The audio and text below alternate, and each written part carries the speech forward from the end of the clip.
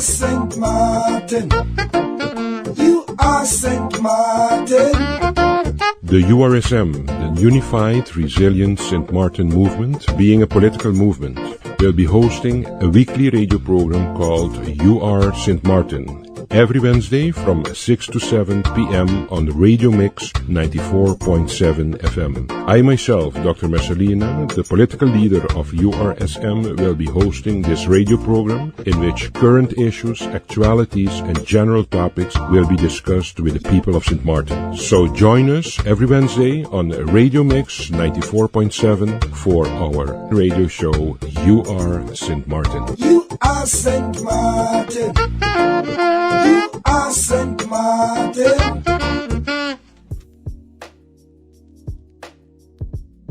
Dear people of Sint Maarten, good evening.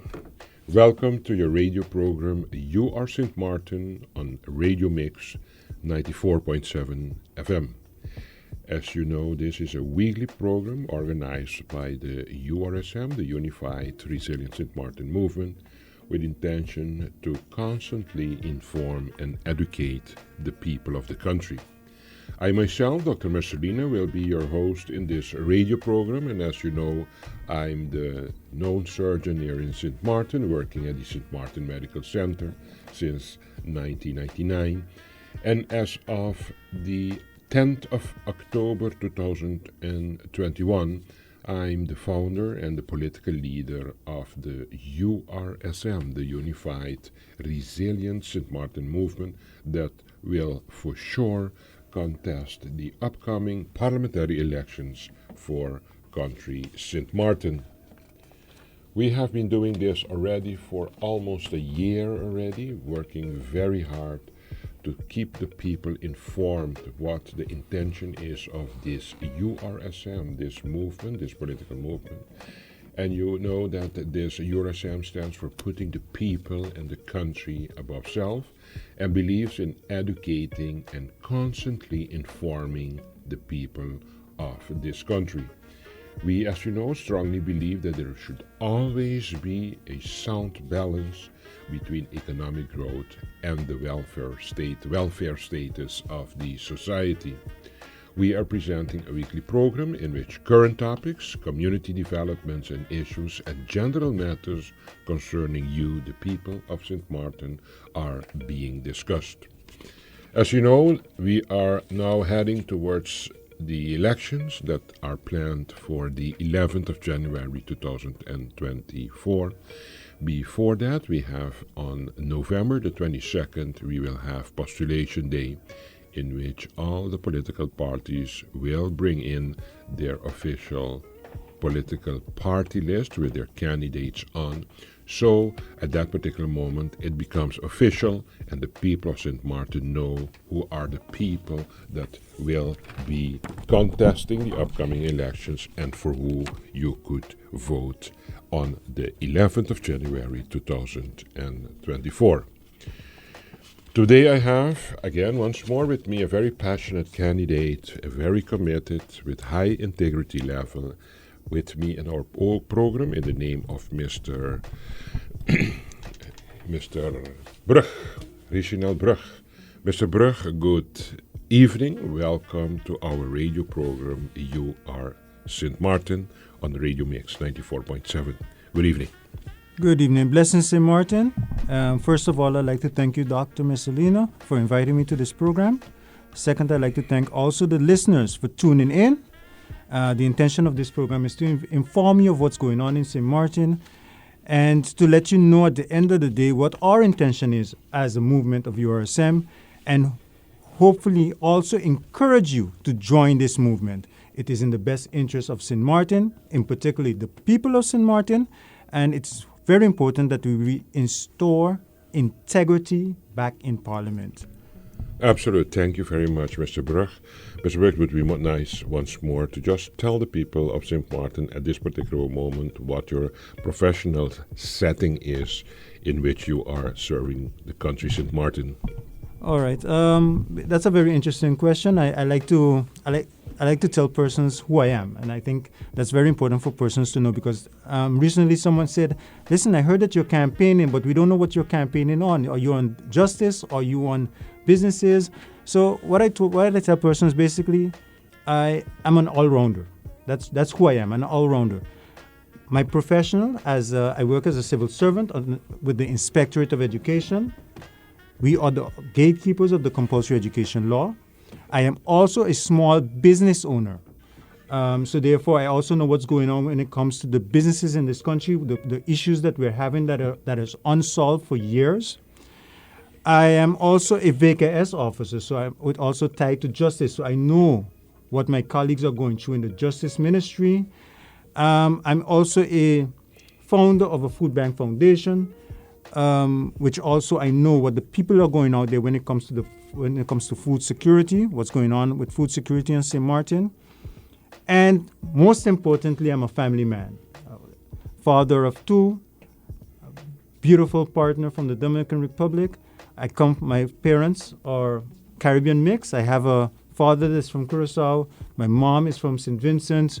My grandparent is from Anguilla, Suriname as well. So I consider myself to be a true Caribbean man in that Very sense. nice, man. Very interesting. And at this particular moment, Mr. Richinel, you are working by the Inspectorate of Education, right? Correct. Exactly. And what do you do specifically there in that function? Okay, basically, I'm a truancy officer, and basically what I do there is I ensure that every child is enrolled in school and that they're attending school. And at the primary level, it's the parents' responsibility to make sure that their child is enrolled in school and attending. And at the secondary level, from the age of 12, the parent and the student shares that responsibility. So that's basically my main role at the Inspectorate of Education, also to ensure that the quality of education, that the students receive a good quality of education.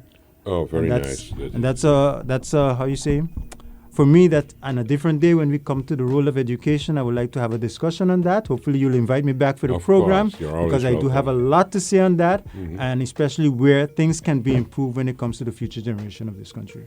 Of course. Richard, you're a very driven gentleman. You're very passionate, and you have a high doses of integrity with you. These characteristics make me approach you to request or ask you to join us on this nice political movement, being the Unified Resilient Sint Maarten movement. Richard, recently something very interesting happened. I saw that you actually presented a draft landsbesluit, and in that landsbesluit, I think it's very interesting for the people to know, although the fact that you are not a member of parliament, that you are not expected to legislate at this particular moment, you have so many issues of this community at heart that you decided that you're going to propose a concept draft landsbesluit. Can you explain to people what it's all about? Yeah, of course. Basically, when I signed up with the URSM, I told the people of Sint Maarten that I will be presenting in the near future legislation that will help benefit the people of this country. Instead of just saying what I'm going to do, I wanted to actually show you what I'm going to do. Mm-hmm. Okay. So one of the things in the area that I work, I've realized that there's a lot of students, and I did a research before working on this legislation or this LBHAM national decree, that there's over 600 of our students go to school hungry. How many? Over 600 of our students go to school hungry. And this is across primary and secondary. And this number is only from the few schools that answered the inquiry where we asked them the questions, and there's still a lot more that didn't answer. But I'm sure that they do have students that are going to school hungry as well. Mm-hmm. So based on this number, that's already an indication of the social issues that we're having in Sint Maarten. And it has always been something for me. I grew up where we always had a breakfast program. We always had a breakfast program. You could get a sandwich, you get your milk, and at times you even got vitamins. Mm-hmm. So I was a bit taken back when I did my research and found out that no longer exists. That no longer exists, that it's not happening. So when I started the research, that was the outcome. Then I think after COVID, after COVID, I found out that the only schools that get breakfast programs are our public schools. Since COVID, the current minister has implemented a breakfast program for exclusively the public schools. I went further in the law and I started researching, and I noticed when it comes to the compulsory education law, Article 7, it says that the government is responsible. It doesn't specify only public school, for all students. Responsible for what? Ensuring that they have a meal. Okay. For all students. The government is responsible to ensure that every child has a meal. So in cases where parents are going through a hard time and they cannot afford to send their child with food, at least they know that they can send their child to school. The child will be provided with a meal at the cost of the government, because it's the law, at the cost of the government, so that the child could perform to their best ability in school. Because as you know, if a child is hungry, they cannot perform. No. They cannot perform. So therefore, what I did, I drafted up the LBHAM, and in it has all the application process, the decision process, the accountability as well aspect of it. I submitted it on the 25th of August at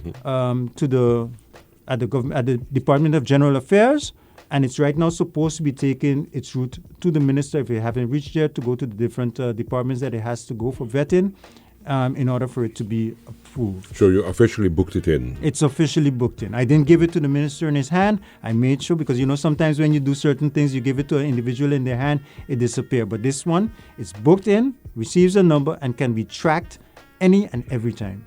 On that number? On that number, correct. Okay. And that is what you did. And actually, what are you demanding, or what would you like to get good arranged in this Landsbesluit? Yeah. What is the message of this Landsbesluit? Yeah, look, we are going through some hard times. And one of the Sustainable Development Goals of 2030 is no poverty. Yeah. So this is one of the things. If our students are going to school hungry, it means that it's an indicator that there is poverty in Sint Maarten. And a lot too, by the way. Yeah. Too much, to be honest with you. Too much. Unnecessary poverty in Sint Maarten. And this is one of the ways we can help alleviate. We can help alleviate poverty by making sure that the kids are fed, to give a little helping hand, for example, for those single parents. That is actually what you want to achieve with this Landsbesluit. Yeah, because currently, as it stands now, I feel it's a bit of discrimination that only the public schools receive a breakfast program. And what happens to the Methodist schools? What happened to the Catholic schools? What happened to all those other schools that are subsidized by government? They also are entitled to receive a breakfast program, because at the end of the day, it's about those students. We shouldn't discriminate whether they're going to public school or another school. It should be across the board. The law specifies it has to be across the board. And you booked it in, and for who did you direct this draft? It was directed to the Minister of Education in order for him to send it to the relevant departments to be vetted and then approved. Did you get any reaction from the minister to whom you have directed this decree? No, since the 25th of August, I have not received any reaction on it, not even an email, not a response on what's going on.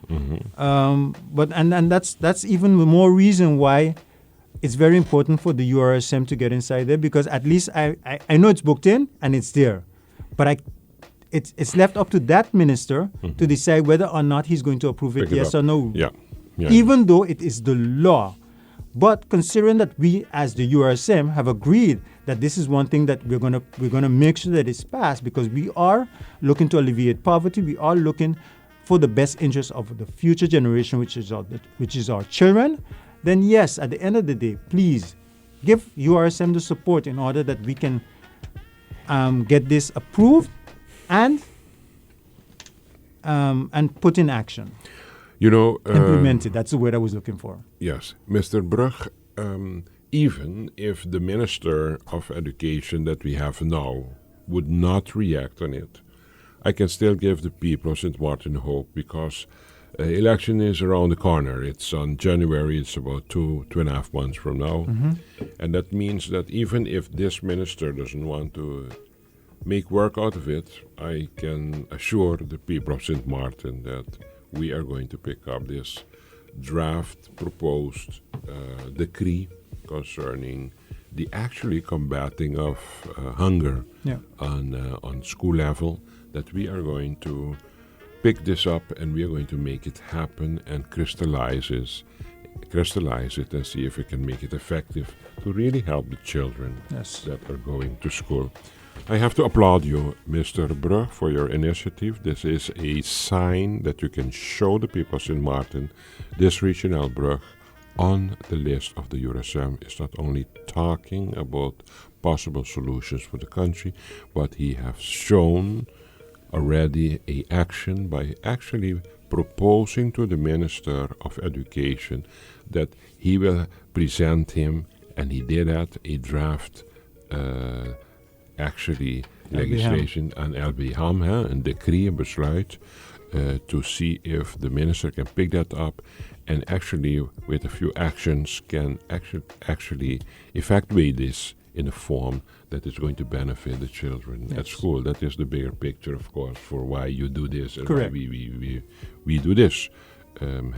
So it's very good, Richinel, that you did this. I have to once more applaud you and thank you for that. And I'm not so worried because at the end of the day, I know that we will be in government as of January 2024.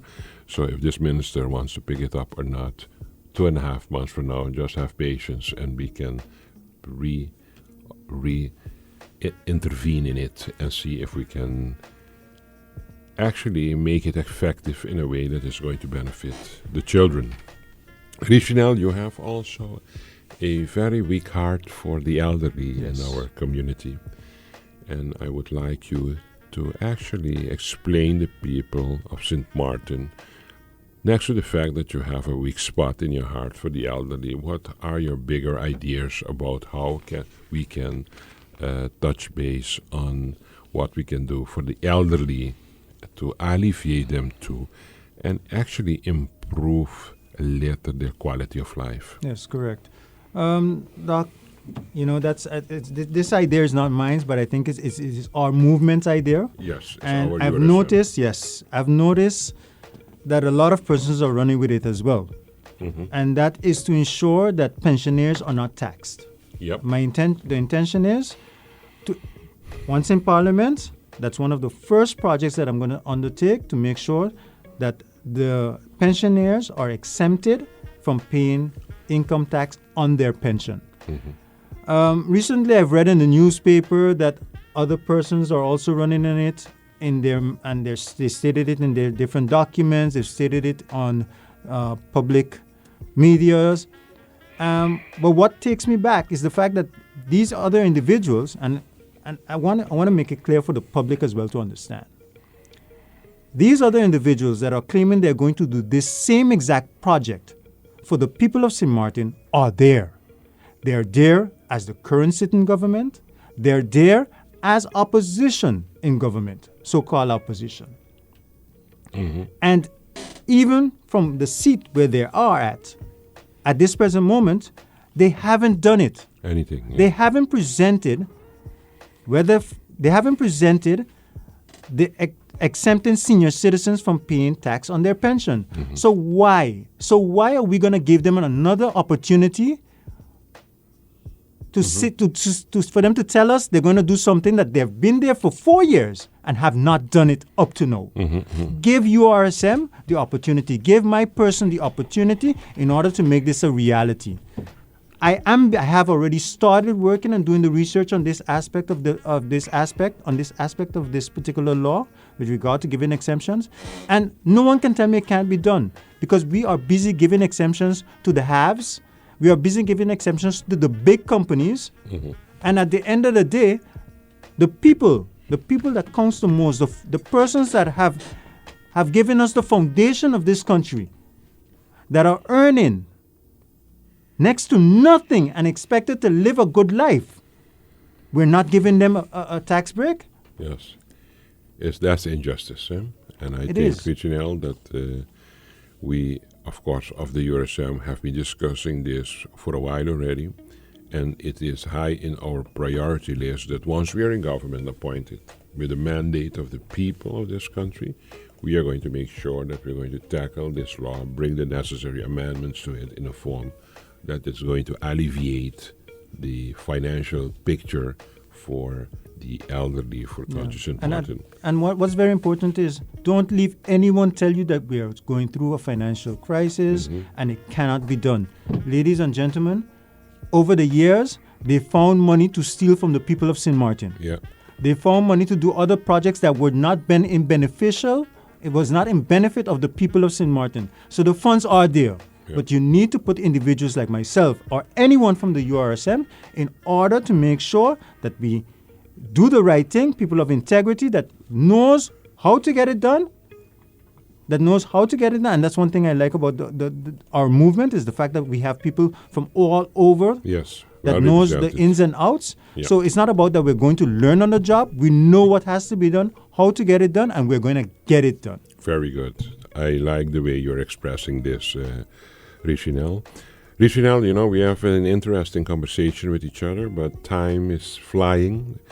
I will take a small break. We will take a small break, and we will be back in a few seconds for the second part of our radio program, You Are Sint Maarten.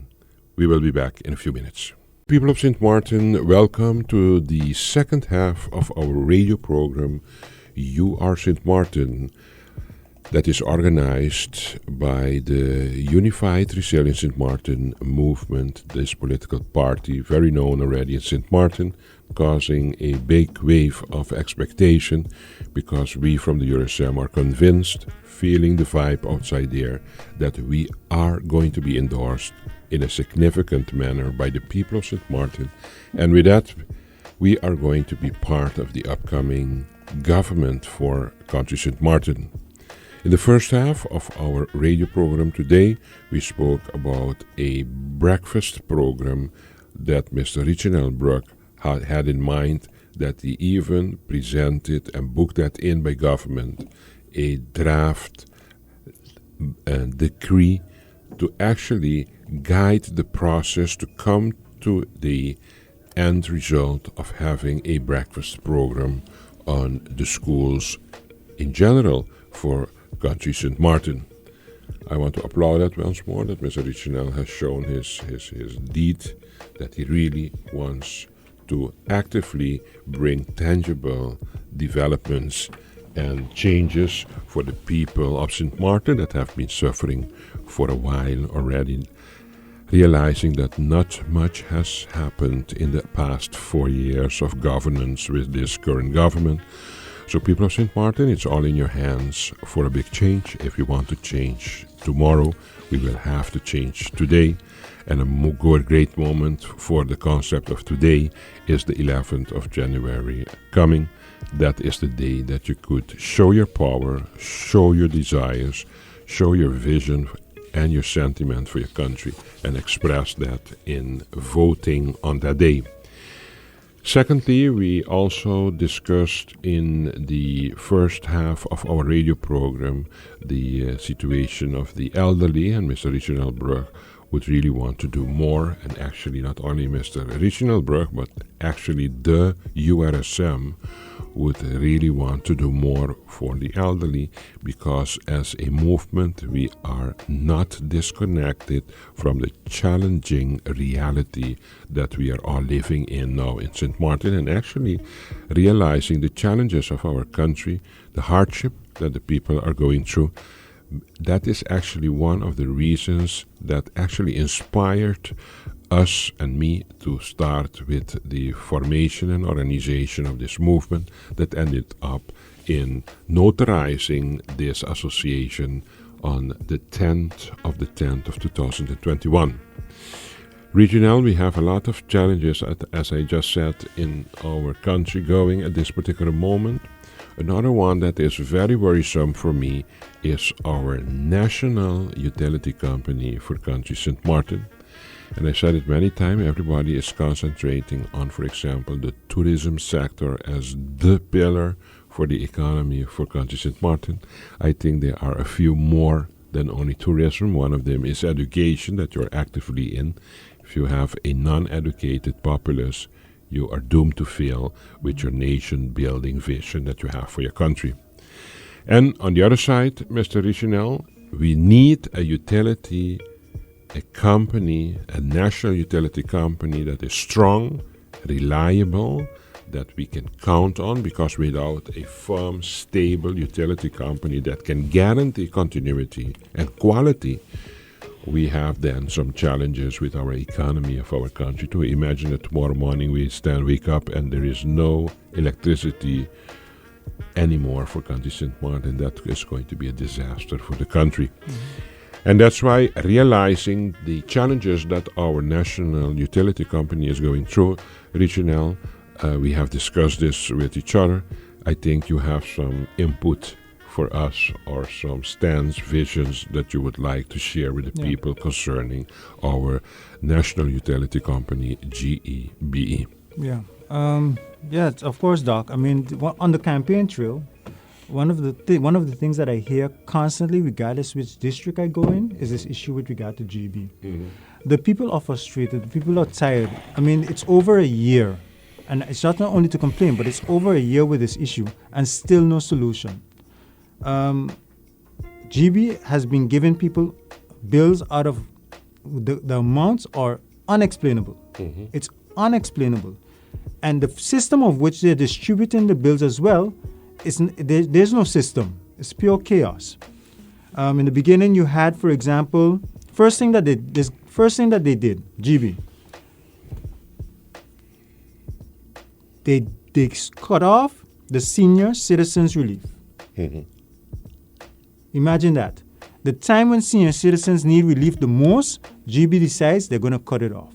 They're not going to give relief of X amount of percentage to the senior citizens anymore. Then they send outrageous bills. An individual has to pay 50% and then make arrangement in 3 months installments. Mm-hmm. How's that possible? So imagine someone gets a bill, and I'm not exaggerating, for 2,000 guilders. Their income is, let's say, 1,000 guilders. How are they going to even pay the 50%? Yeah. How are they going to live? How are they going to pay the other necessities that they have? This is the cry of the people of Sint Maarten at the moment. Mm-hmm. Recently, we had someone came out, a minister came out and said I think this one was from Minister of VSA, came out, he proposed that 25%, instead of paying 50%, you pay 25% and 6 months installments. Mm-hmm. Yes, it's a little bit better compared to the 50% and the 3 months installments. But it does not address the issue of the quantity that the GB company is billing individuals. Mm-hmm. That is the issue. It's not only about how they're being billed, but it's also about the amount that is being placed on these bills. Some people, even with receipts to prove that they have been paying on a regular basis. The ones that haven't been paying, that's something different. But it seems as if the ones that have been paying are the ones that are being punished for those. Mm-hmm. So at the end of the day, I believe that GB should make a decision, because they've been through so much managing directors now since this whole thing started. They should make a decision. For example, we can't resolve it. Let's start fresh. Wipe the slate clean and let's start fresh, where everyone would have a fair opportunity and will get the fair bill, what they actually use. Because what's going on now, it's going on for too long. It's incorrect. It's incorrect. It's injustice. It is adding to the poverty of this country. Mm-hmm. I spoke earlier about single parents can't afford to send their children to school with lunch.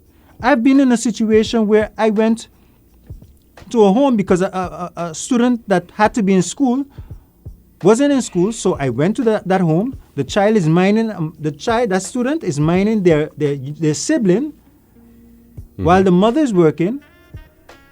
But at the same time, I'm supposed to find that student or parent. And you know what was heartbreaking? What was heartbreaking is the fact that GB was off. Their GB was off.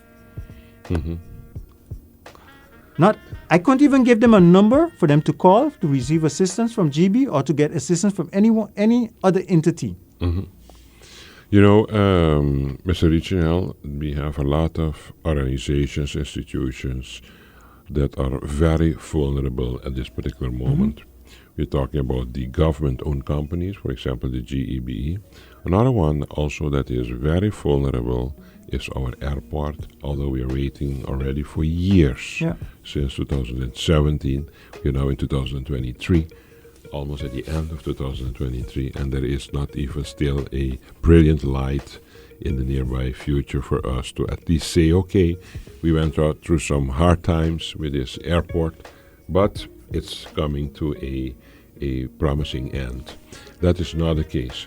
Let's go back to GEBE. If you see how much drama there has been with this company, while it's a government-owned company that has no concurrence, and I mean they are doing their thing. There is not a second utility company as in large countries.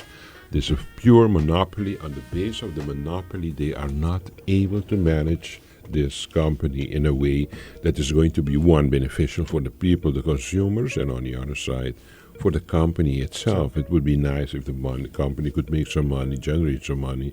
They would pay out the concession fee to government. And of course, in that way, we are going to get some revenues from government also to invest in our community. But you said it right, Doc. And what people don't understand, or maybe they forget, they say GB, but in reality, 100% shareholder of GB is government. Yeah, absolutely. 100%. So if there was a will for them to solve this issue, they would have. Because they're in position to do so. And you know, again, I have to repeat it, Regional, if as of now until January, this government is not able to bring any solution to this GEB, it's about a matter of having some patience till January. That's about 2.5 months from now. And then we have the opportunity again, with the mandate of the people, to actually put our shoulders under this utility company called GEBE. And you know, Reginald, we have to be serious with this utility company. It's the only one we have. It's a government-owned company. And we have to just make sure that we make this country sustainable, and we have to do that with energy consumption.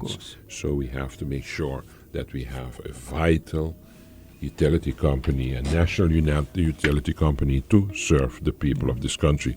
This is, of course, next to education that we just discussed, next the care for the elderly, we have also the responsibility to make sure that our utility company does not collapse, because if that happens, we are in a serious problem with this country. But in addition to that also, it's not a matter of only, for me, my opinion, it's not a matter of only solving this issue with GB or keep going using generators.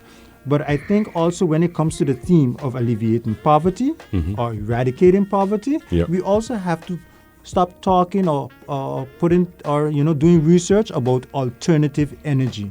I think it is time that we start with implementing alternative energy. This helps the company itself as well, because you are going green. Look, I mean, up to the other day we had generators going bad, outages on the island. And this day and age, this also helps with regard, for example, with the population, the masses. They would have to pay less on their utility bill, a necessity, less on their utility bill.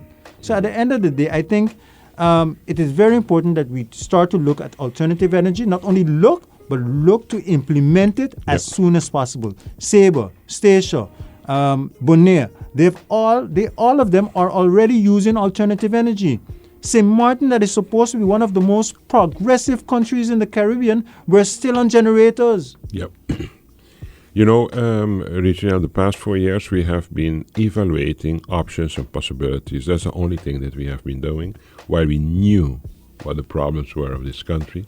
And as you said nicely just now, it's not time anymore to reevaluate and discuss the problems that we know already, that we are aware of. But now it's time for us to come in action and just do what we have to do with our policy, our vision for our country.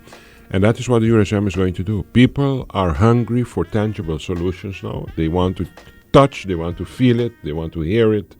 People want changes that is going to be promising for the country. The way we are moving now, the people are hopeless. They lose their trust in the democracy for our country, and they stand up in the morning without the hope that Sint Maarten can be a good place, a better place for all of us.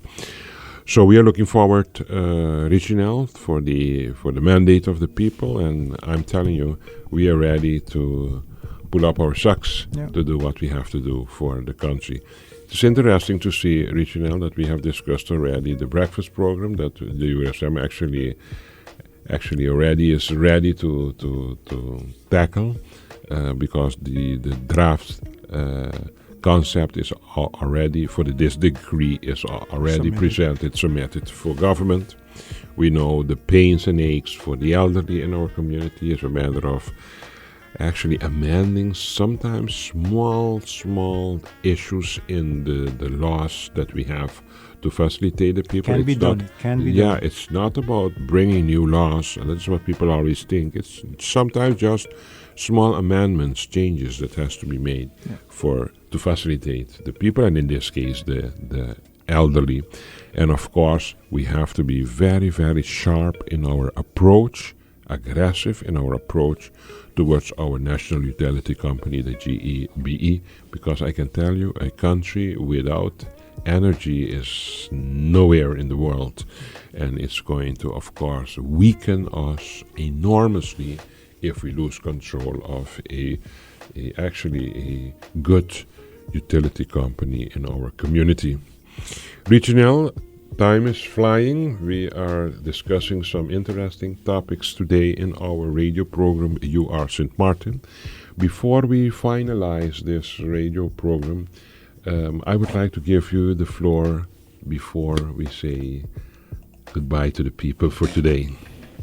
All right, ladies and gentlemen, thank you very much for tuning in. As I said in the beginning of this program, I appreciate you very much for listening in, and I hope that we have motivated you. We have informed you of the situation. We have informed you what our intentions are, what my intentions are as the future MP of Sint Maarten. And, at the end of the day, we say that tourism is our number one pillar. But my belief is that the people are our number one pillar. The people are the one that counts the most, because without the people, no other pillar can exist. Yes. And that's where my focus is. My focus is on the people of Sint Maarten. I started off in the beginning also saying that what the Sustainable Development Goal of 2030 is no poverty. And everything that we've discussed today, the breakfast program, the exemption of taxes from pensioners, the GB situation, also we're going to alternative energy. All of these things are elements to alleviate poverty in this country. At the end of the day. At the end of the day. Yeah. And to create a better lifestyle and more comfortable life for everyone. Our middle class is getting smaller. Our lower class is getting bigger. We need to change this now. We need to change this as soon as possible. Great. Ladies and gentlemen, my intention is to be elected, once given the opportunity, to represent you in Parliament. These are some of the things that I'm going to continue to push.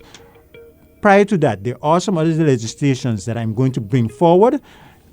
I'm asking you also to follow me on my Facebook, log in and register on my website. Log in and register on my website, www.richinelbrug.com, and register, and you will get all the updated information on everything that is happening with me and this movement with the URSM. And at the end of the day, please, it is time for us to do things differently.